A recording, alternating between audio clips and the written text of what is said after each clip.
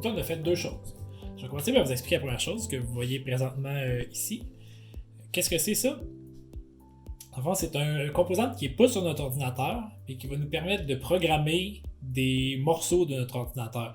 Alors, je ne sais pas si vous vous rappelez, on a parlé de la RAM qu'on pouvait programmer à la main avec des petits interrupteurs en changeant les adresses de 0 à 16 par exemple. Mais là, pour notre prochain composant de l'ordinateur, on va avoir besoin de programmer beaucoup plus d'adresses. Donc, ce qu'on va programmer, c'est ça ici. Qu'est-ce que c'est ça? C'est un EEPROM. Donc, un EEPROM, ça veut dire Electronically Erasable Programmable Read Only Memory. Ça remplit la bouche comme mot. Mais ce que ça veut dire dans le fond, c'est que c'est juste une read-only memory, donc une mémoire qu'on peut lire seulement une fois qu'elle a été écrite, sauf qu'elle peut être programmée et effacée de façon électronique. Donc en fond, au lieu de devoir l'écrire une seule fois et que ça soit fini un peu comme un CD, c'est un peu comme les CD réinscriptibles, si on peut dire. Je remonte loin dans l'histoire, là, mais c'est un peu comme ça. Donc on peut l'effacer et l'écrire par-dessus. Donc, qu'est-ce que ça fait, ça? C'est si j'insérais la composante que je veux programmer ici. Là, je ne la clipperai pas, je pourrais la pousser plus profondément. Ici, ce qu'on a, c'est un Arduino Nano, qui est un autre... C'est comme en soi un mini-ordinateur. Donc, ça, c'est ce qu'on va faire, c'est qu'ici, on peut voir, on a un port micro USB qui va se connecter à l'ordinateur, qui va nous permettre, après ça, d'envoyer un programme sur l'Arduino, qui, lui, après ça, va utiliser pour programmer notre EEPROM. Donc, je pense que j'entrerai pas dans le détail de comment ça fonctionne exactement la programmation parce que au final, ça pourrait être une vidéo qui dure encore très très longtemps. Mais tout ce que vous avez besoin de savoir sur ces composantes-là, c'est que ça nous sert à programmer ce morceau ici et que ça sera pas dans l'ordinateur à la fin. On va seulement insérer ça à quelque part dans notre circuit et après ça, on va pouvoir utiliser ce qui a été programmé dessus. Avant de faire une démo physique, on va vous montrer ici à l'écran ce que vous voyez. C'est le programme qu'on a utilisé pour programmer nos EEPROM. Donc, après l'avoir mis dans notre système qu'on vous a montré juste avant, on a programmé toutes les adresses pour définir pour chacune des adresses quel segment de notre affichage devrait être allumé ou pas. Donc, ça, c'est le script qu'on a utilisé pour faire ça. Ça nous évite de le faire manuellement et de prendre des centaines et des centaines de petites switches pour programmer chacune des valeurs à la main. Donc, la deuxième partie de ce qu'on a fait aujourd'hui, c'est le board ici dans le bas. Qu'est-ce que ça contient? Ça contient un affichage décimal. Donc, dans le fond, avec notre ordinateur, ce qu'on avait travaillé jusqu'à date, c'était des valeurs binaires. Mais nous, on veut faire un affichage qui est plus facile à lire pour un être humain qui est habitué de travailler en décimal. Donc, vous reconnaîtrez ici, ça ressemble un peu au vieux cadran qu'on avait, là. C'est des affichages où il faut contrôler chacun des petits segments de l'affichage pour allumer un chiffre. Si je lance un peu les fils ici, vous voyez, on a ici notre EEPROM que je vous parlais juste avant qu'on a programmé.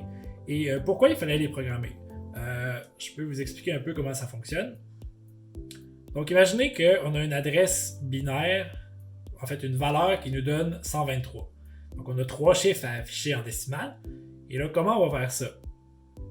Ça veut dire que si on allait, par exemple, à l'adresse 123 de notre EEPROM, on pourrait dire que ça nous sert à afficher le 3 seulement. Donc, on imagine, on a fait juste le premier chiffre. Et après ça, on prendrait une deuxième EEPROM qu'on mettrait juste à côté et on dirait à l'adresse 123 de celle-là, je veux afficher le 2.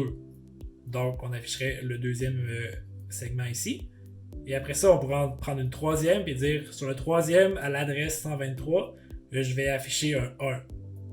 Donc, ça nous permettrait d'afficher 123 et ça nous prendrait 3 EEPROM pour afficher ça. Mais là, vous voyez, on en a un seul. Donc, pourquoi on en a un seul? C'est qu'on va profiter d'une propriété de l'électronique qui est qu'on est capable de changer et de modifier des connexions très très rapidement, même plus rapidement que l'œil nu est capable de s'en rendre compte. Donc, ce qu'on va faire, et c'est dans le fond à quoi les autres composantes de l'ordinateur servent, en fait les autres composantes de cette board-là, c'est qu'on va servir à, au lieu d'aller avoir 3 EEPROM différents pour chacun des chiffres qu'on va afficher, on va prendre le même, mais on va avoir des adresses différentes et à toute vitesse, on va changer entre l'affichage du premier, deuxième, troisième et quatrième panneau d'affichage, si on peut appeler comme ça. Et ça, on va le faire plus vite que l'œil est capable de s'en apercevoir. Donc, on va afficher, ici on n'affiche rien pour le moment, on va afficher un 2 et un 3. Et pendant ce temps-là, quand on va afficher un 3 ici, par exemple, les autres vont être éteints.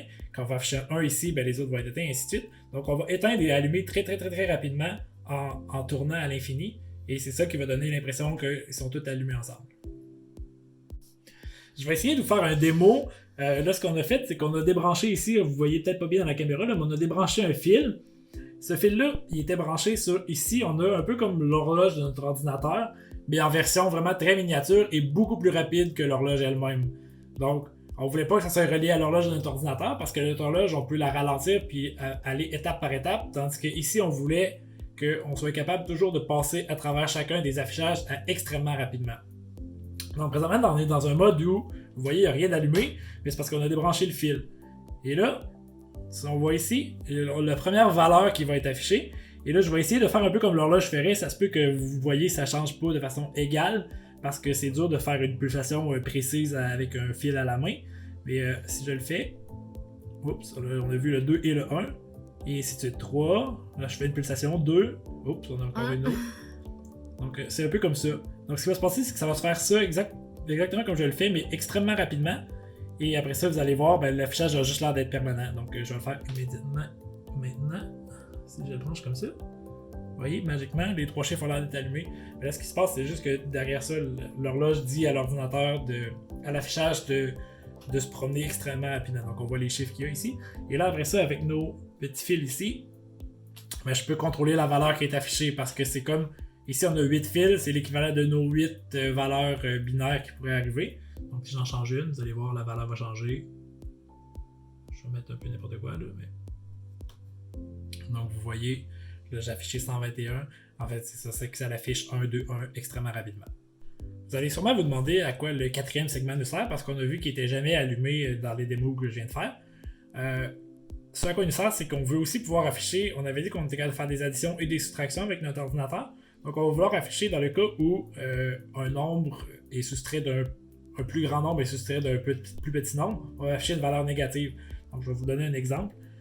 Si je passe en mode négatif ici, donc on voit ça va afficher un moins et après ça on va afficher des valeurs qu'on veut devant le moins. Donc on peut afficher des valeurs positives et négatives comme résultat d'une opération mathématique.